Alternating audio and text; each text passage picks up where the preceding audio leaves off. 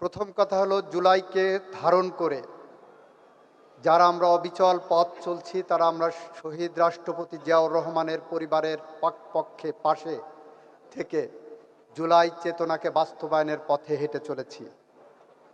বাংলাদেশ আজ দুই ভাবে বিভক্ত হয়ে গেছে জুলাইকে কেন্দ্র করে। এক ভাগ জুলাইকে নিয়ে ব্যবসা করা বাণিজ্য করার রীতিতে নেমেছে, আর এক ভাগ জুলাই সনদকে সামনে রেখে জুলাই সনদকে বাস্তবায়ন করার জন্য ধীর গতিতে না হলেও মধ্যম গতিতে এগিয়ে চলেছে। এবং সেই ভাগ হলো আমাদের মাননীয় প্রধানমন্ত্রী তারেক রহমানের নেতৃত্বে। আমরা বলেছি দ্ব্যর্থহীনভাবে, সুস্পষ্টভাবে আমাদের মাননীয় প্রধানমন্ত্রী তার প্রতিটা বক্তব্য বলেছেন, আমরা জুলাই সনদের প্রতিটা অনুচ্ছেদ অক্ষরে অক্ষরে পালন করতে বদ্ধপরিকর।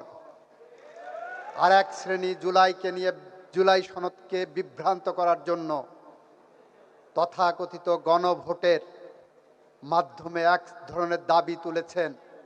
আমরা যখন সুনির্দিষ্টভাবে উপস্থাপন করেছি এটা জুলাই সনদের পার্ট না, তারপরে তারা অন্য পথ অবলম্বন করার চেষ্টা করছেন।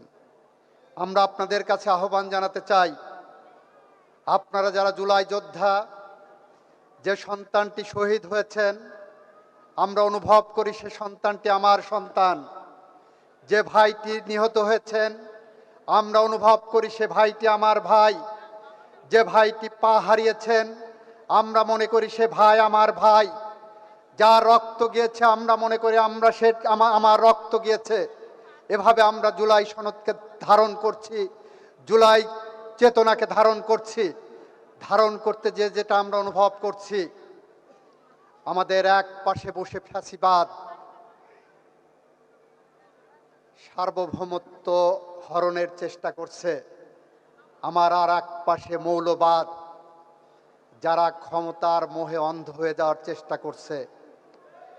এদের থেকে সাবধান থাকার জন্য আপনাদের কাছে অনুরোধ, জুলাই চেতনাকে ধারণ করে জুলাই সনদকে সামনে রেখে যে কোনো বিভ্রান্তির পথ পরিহার করার জন্য আপনারা অতন্দ্র প্রহরীর মতো থাকবেন। তারেক রহমান সামনের কাতারে থেকে আমাদের যে নির্দেশনা দেবেন, মাননীয় প্রধানমন্ত্রীর দেখানো পথ জুলাইয়ের পথ, মাননীয় প্রধানমন্ত্রীর দেখানো পথ জুলাইয়ের স্বপ্ন বাস্তবায়নের পথ, আমরা সেই পথ ধরে এগিয়ে যাব। আমরা বদ্ধপরিকর প্রতিটি জুলাই হত্যাকাণ্ডের বিচার করতে ইনশাল্লাহ আমরা সেইটা করতে সম্ভবপর হব।